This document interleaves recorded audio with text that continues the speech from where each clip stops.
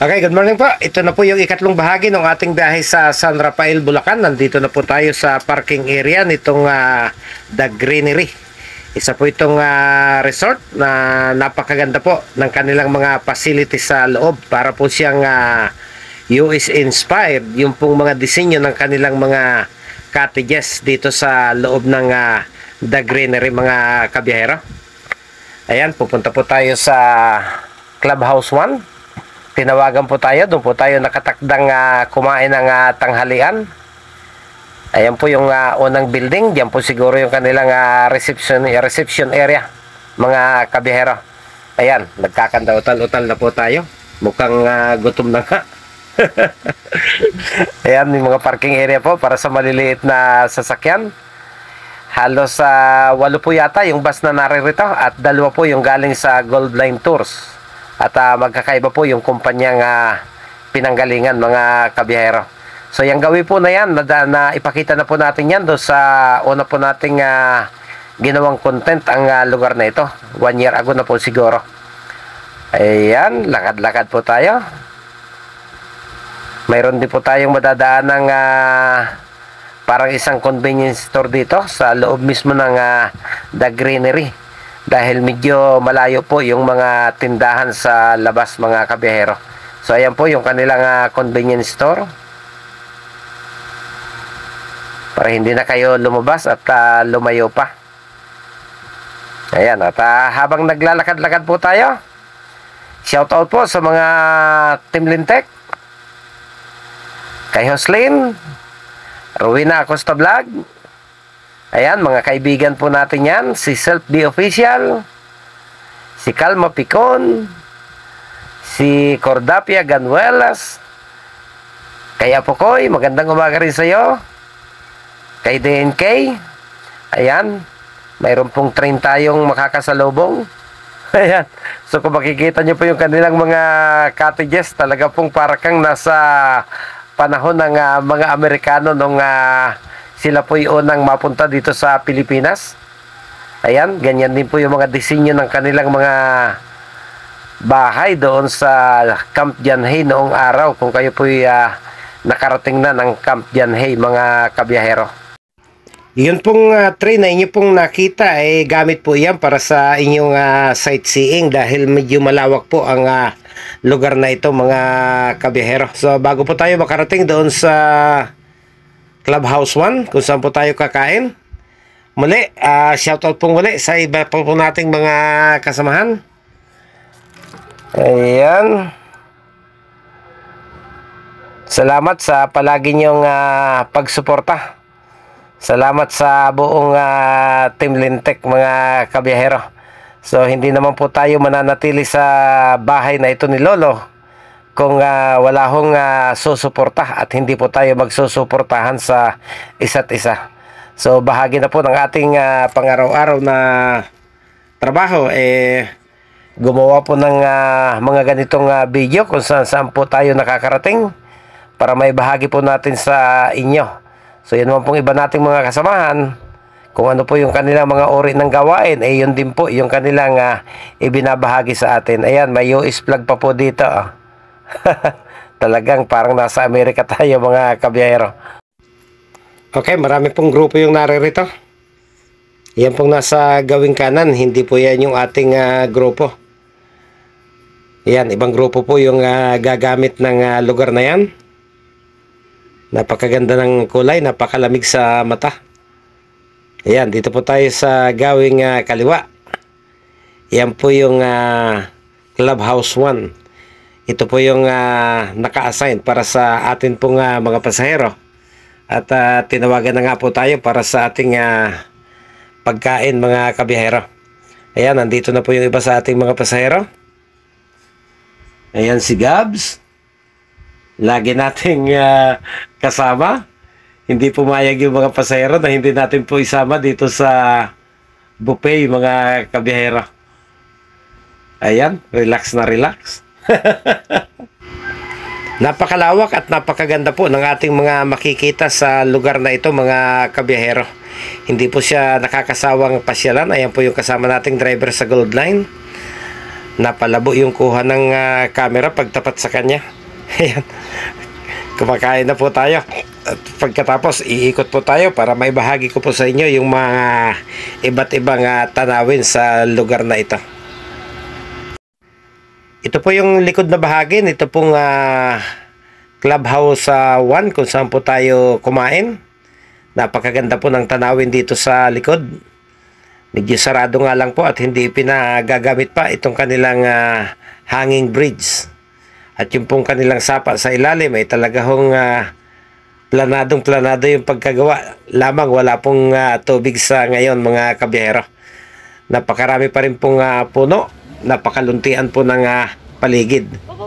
At dito naman po sa ating kaliwa, ayan po yung kanilang swimming pool. At sa totoo lang po, ito yung pinakamalaking swimming pool na aking nakita sa mga lugar po na ating pinapasyalan ay hindi pa po ako nakakita ng halos ganito man lang kalaki. Napakahaba po ng sukat mga kabiyahero. At doon po sa dulo ng swimming pool, kung inyo pong natatanaw, yan po yung karugtong nung bagong kalsada po na nagmumula po doon sa may balagtas sa exit ng NLEX. So tatagos po yan hanggang doon po sa bayan po ng San Ildefonso, Bulacan. Hindi na po kayo makikipagbuno ng traffic sa iba't ibang bayan po mula doon sa Plaridel. Hindi nyo na po madadaanan dyan. Kung gagamitin nyo po yung kalsada na yan, ay hindi nyo na po madadaanan ang bayan ng Plaridel, ang bayan ng Pulilan, ang Baliwag. So lampas na po kayo sa matatraffic na lugar. Diretso na po yan patungo ng Gapan paglabas po ninyo doon sa dulo ng Old Highway. So patuloy po tayo, ikot-ikot po tayo mga kabiyahero.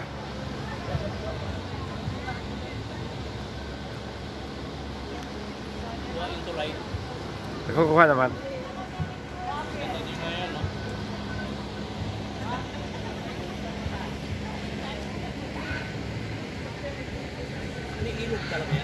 Ha? Oo. Ayun. Yung dalawa habang patuloy tayo kumukuha ng video, bumalik na naman sa lamesa para kumain mga kabiyero. Okay. Labas na po tayo dito sa Pavilion 1. At magsisimula na po tayong umikot.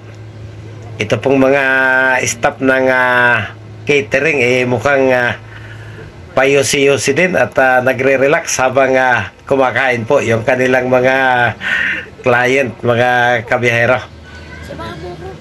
Okay, labas na po tayo. Muli, nadaanan po natin itong isang kabana. Yan. At ipapasyal ko na po kayo sa mga magagandang tanawin po sa lugar na ito ng The Greenery.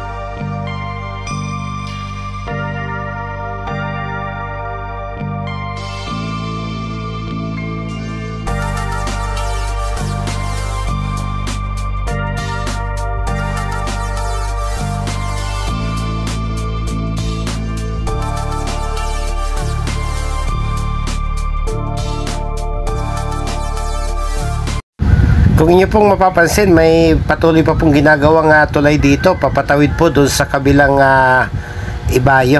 So may mga maliliit na rin po at malalaking cottage doon sa kabila.